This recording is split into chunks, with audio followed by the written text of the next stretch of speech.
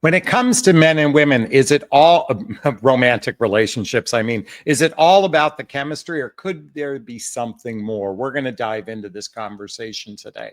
Now, I want to tell you where this video was birthed. I recently did a live stream talking about my current wonderful relationship and how I said we didn't have chemistry during our first meeting. And someone wrote a comment in that on that video that she said you actually did have chemistry, but you were missing something else. And I thought, what a great conversation to talk about chemistry. I'm going to give you 7 different types of chemistry to pay attention to in the future and see if this resonates with you. Now, to just give you a little bit of the backstory, over 4 months ago, I met someone fantastic. We actually first met on a dating app. We actually exchanged a couple messages over the course of, actually, it took about 8 months before we ever did finally connect. We had to go through 3 different apps to connect with someone. If you want to learn more about that, watch the previous live stream video, share more in detail. And we agreed that when we ended up agreeing to have a telephone call. We ended up having a 3-hour phone call for our first phone call. It turns out we have mutual friends.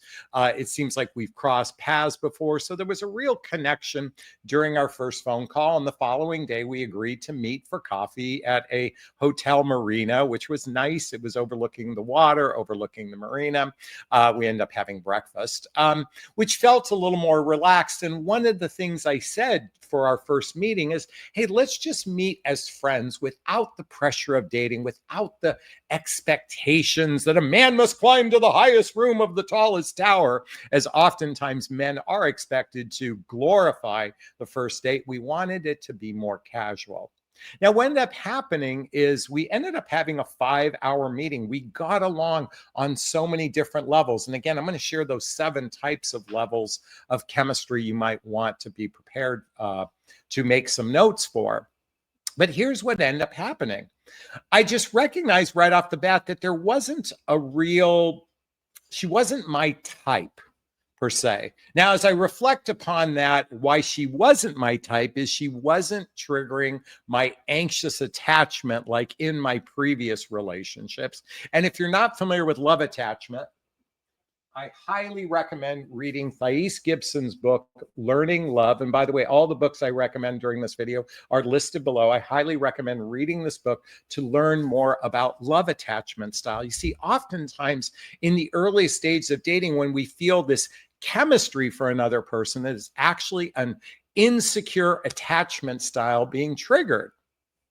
And in this particular case, with my now beloved, it wasn't triggering my anxious attachment style. I wasn't triggering her insecurities, not that she has any, because she seems to operate more from a secure attachment style. But for whatever reason, neither one of us felt that deeper attraction, chemistry. You know, I'm using these words, but I'm going to go into it a little bit deeper in a second. So a couple days later, we end up getting on the phone. We shared with one another that we both feel neutral about one another. Like it wasn't like go past go and move forward. It was just a place of neutrality. And we end up speaking on the phone. And this was 2 days later. And we end up having over the course of the morning and evening, we end up having a 5-hour conversation, kind of flabbergasted because we checked all these other boxes for ourselves, but there wasn't that connection that we thought we would be. Now, as I said, she wasn't my type per se, although I look at myself now and go, what the heck was I thinking? And it seems like what I'm going to share is going to make more sense in a moment. And we ended up for the next 10 days having a series of conversations. Literally, we went from the apps to a phone call to a first meet to talking on the phone. And because we weren't pursuing a romantic relationship, we weren't fixated on attraction, entertainment, romance, and physical connection. We actually got to know each other at a heart-centered level.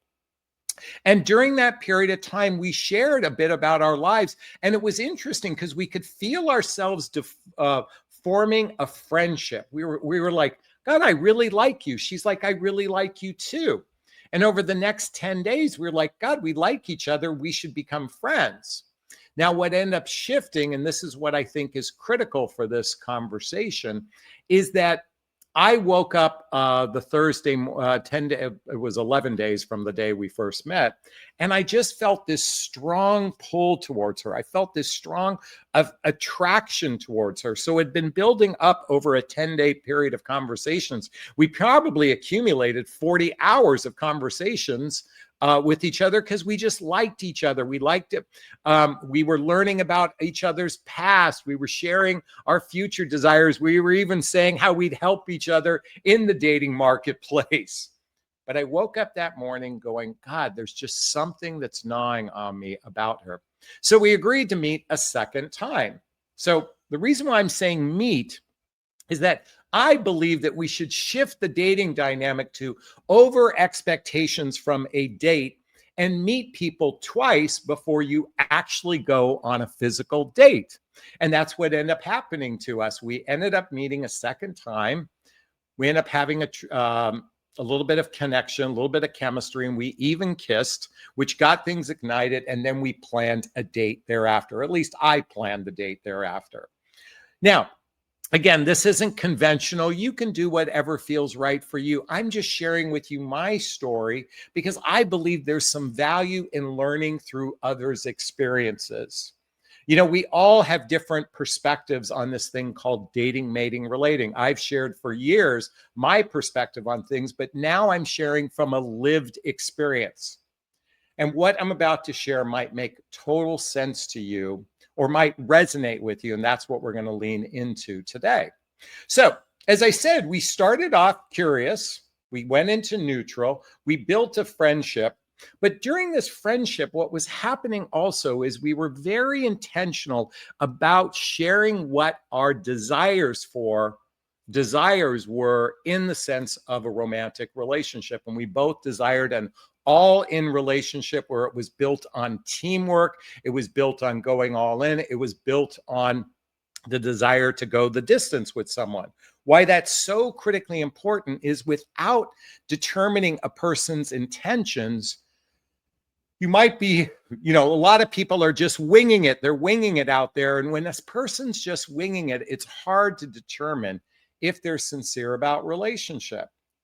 So I talked about chemistry, and we oftentimes focus chemistry on physical attraction.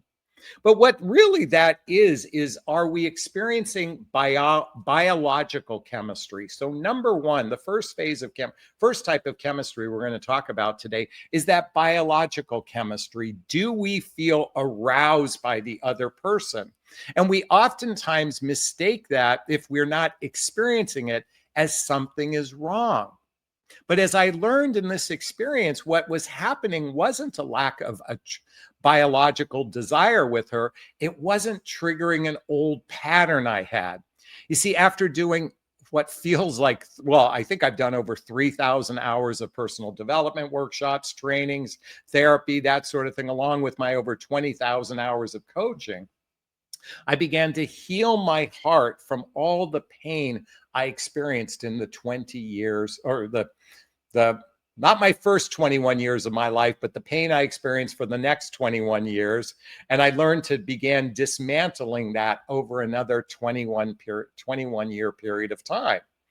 Why I'm so sharing this is oftentimes we are being blocked to love, blocked from a biological perspective, because many of us have been hurt in our past. Maybe it was a past relationship that didn't go well. Maybe you found yourself in a narcissistic relationship. Maybe you found yourself in a relationship with an abusive person. Maybe you found yourself in a relationship with someone who had drug or alcohol abuse. Whatever it may be, you might have had adult traumas in your life that requires healing.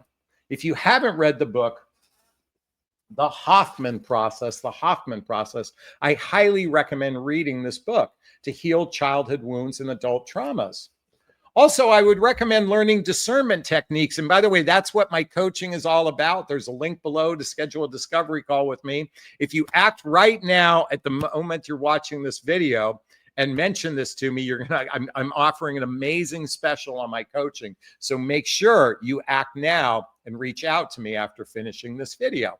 And again, the link right there is the link, jonathanhasley.com/coaching. So First level of chemistry, and again, this is in no particular order, is biological chemistry.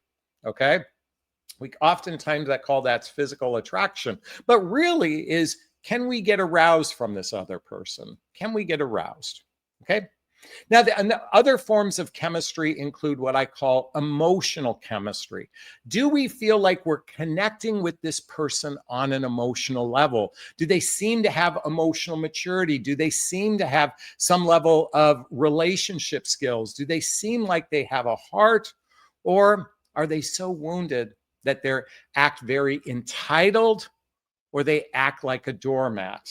Let me repeat that. Do they act entitled, or do they act like a doormat? That's the majority of people out there. They either act too entitled, or they're so deeply wounded that and I call it a doormat. Now, if I've offended anyone with this is just merely my observations. You can take it for what it's worth. But emotional chemistry, are you vibing on an emotional level? And what happened with my beloved, we were so vibing on an emotional level. Again, I was so hung up on the fact that I wasn't being triggered by my past that I put somewhat the brakes on, but I'm so grateful I put the brakes on, because it allowed to build that friendship piece during this period of time, during those hours of telephone conversations. And in that, we also determined that we had intellectual chemistry. Some people call this, this is oftentimes known as sapiosexual. Are you attracted to a person's mind? Are you attracted to their intellect? Are you attracted to their capacity to be curious, to want to dig deeper than just the surface? See, sadly today, most people are operating on a surface level. A lot of their messages are like this: how's your day going? Did you have a good day? I hope you had a good day. Tell me about your day. Let's just learn everything about your day. They're focused in the present tense in a very myopic way. See, if you want to build a deep friendship with someone, and by the way, please write this down, you have to do the following. How did we get here? Where are we and how do we feel? And lastly, where do we want to go? So the how did we get here is talking about our past experiences. If you're in your 50s, 60s, and even 70s, and you're meeting someone for the first time, you have a past. And by the way, that past makes up the bulk of your life. If we don't go digging into the past to learn about a person's life, where did they grow up? What was their childhood like? What's their relationship with their parents? What was their relationship with their parents? Do they have children? What's their relationship with their children? Did they have a divorce? By the way, if we don't go back in the past, it's like starting this book going 2/3 in, instead of starting from the introduction. And so within intellectual chemistry is the capacity, both on an intellectual and emotional level, is to talk about the past, talk about where we're at right now. How does it feel where we're at? And so most importantly, where do we want to go with our lives? See, most people are by the way, here's what oftentimes happens. There's that biological chemistry where people hyper-focus on attraction, entertainment, romance, and physical connection. And I say attraction from the physical attractiveness place. And then it becomes all about entertainment and romance. I've witnessed so many women have such grand expectations that a man is supposed to climb to the highest room of the tallest tower on the very first date. But we create such grand expectations instead of planting a seed in the ground, watering a little bit, give it a little bit of sunshine, water a little bit more, give it a little more sunshine, and let it sprout from there. And we do that through emotional, intellectual chemistry. The fourth kind of chemistry is what I call creative chemistry. These are for people that have good sense of humor. They have an artistic side to them. My friend Allison Armstrong calls this the Adam Sandler effect. Adam Sandler isn't necessarily the most handsome guy, but just his creative personality sets him apart. And when we can connect with someone on that creative humor perspective, and I think humor is so critically important, that piece of chemistry is so critically important for relationship success. Now, there's another type of chemistry that might seem a little obvious, but it's sexual chemistry. Let's face it, We've had, I'm sure, raise your hand if you've had an experience where you had an intense sexual attraction for someone, but you were misaligned in compatibility. You were misaligned in emotional maturity. You were misaligned in relationship skills. But boy, you wanted to have physical intimacy with them. I'm going to raise my hand. I've been there. And raise your hand by saying, Jonathan, I've been there too. Sexual chemistry is real. A little bit different than biological chemistry because it's driven by lust. Now, this is oftentimes what feels like the strongest form of chemistry, but it's actually the weakest of all chemistries. And while sexual connection is really important for those couples that it's, well, for those couples that certainly have a high libido, it's important. And we're talking about the over 50 crowd here. And I'm going to tell you something. People in their 50s, 60s, even 70s still have a very high libido. Raise your hand if you have a high libido. But having that sexual connection is rather important. The sixth type of chemistry I'm going to talk about, I call it protective chemistry. Now, this represents people, for the women, the type of men they're attracted to might be the Navy SEAL type, the physically protective type, or the financially protective type. When we talk about provider, protector, in the area of protection, that can be very intoxicating to a person if they're with that physical, strong type.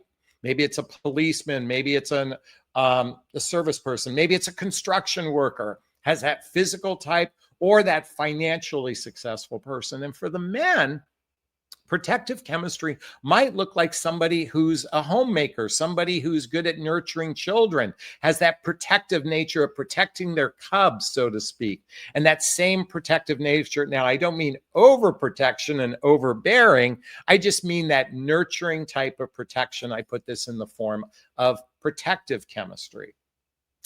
And then the seventh and last form of chemistry, I call it spiritual chemistry. Those are people that have a connection to something beyond themselves, a connection to the divinity. And honestly, I'm not even sure how to describe this very well. I just know it exists. People that have a desire beyond something beyond themselves on a spiritual level, and many people in the woo-woo community connect at a spiritual level and feel this level of spiritual chemistry. But when we look at all of this, someone might not be your type. But if you're vibing in some of these areas of chemistry, I call this now, finally, I'm going to call this energetic chemistry. If you're vibing in some of these areas, just like she and I were, we were neutral at first, but we were vibing on an energetic level, and it brought us closer and closer and closer together. And once we connected at that heart-centered level, we connected on an intellectual level, we connected on a creative level. We even talked about where we were financially in our lives to give us a sense of that safety. And we even had spiritual connection. That's what ignited the sexual chemistry. And I can tell you, folks, and this isn't meant to be brag, I'm in what feels like a highly aligned relationship where we're running the cylinders are running at 8 cylinders are running at a fine-tuned machine. And so coming back to this, here's the thing I want to say about chemistry. We oftentimes hyper focus on that biological chemistry, that physical attraction, as being the indicator of relationship success. And it's usually fueled by entertainment and romance and being physical with one another early. But what I can tell you, when you build a deep friendship for another person from a heart-centered place, and then ignite it with that physicality, if you will. A friend of mine calls it friendship on fire. When you ignite it with that fire, when you have that passion towards one another and you have that strong friendship and compatibility and alignment in your lifestyles and emotional maturity and relationship skills, you might find yourself in a relationship, what I oftentimes call a juicy, delicious, healthy, happy relationship. Is this sinking in? Is this resonating with you? If it is, I'd like to hear your thoughts. Post a comment below. I do my best to read them all in the first 24 hours. As always, if you find value in my videos, please hit that like button. Please share this video. Please subscribe to my channel. Hit that notification bell as well. And if you want to connect with me and take advantage of my awesome special, Act Right Now, click that link below.